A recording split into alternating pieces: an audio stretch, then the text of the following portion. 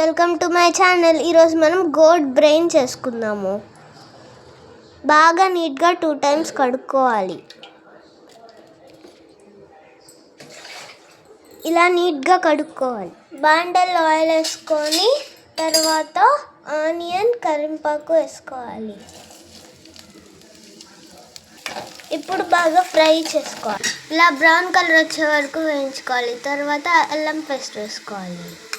అల్లం పేస్ట్ వేగిన తర్వాత గోట్ బ్రెయిన్ వేసుకోవాలి.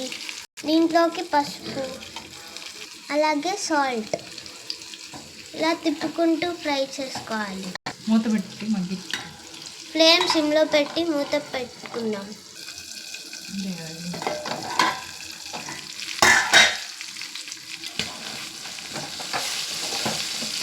ఇది చిన్న చిన్న ముక్కలుగా కట్ చేసుకున్నాము అంటే బాగా వేగుతుంది. అలాగే మసాలా కూడా బాగా పడుతుంది. ఇలాగే సిమ్లో పెట్టి వేయించుకోవాలి. ఇలాగా ఫ్రై అయిన తర్వాత కారం వేసుకోవాలి. అలాగే ధనియాల పొడి అంతా ముక్కలకు పట్టేలా కలుపుకోవాలి. Home made garam masala link డిస్క్రిప్షన్లో ఇస్తాను, కావాలంటే చెక్ చేయండి. సాల్ట్ అడ్జస్ట్ చేసుకొని సర్వ్ చేసుకుందాం.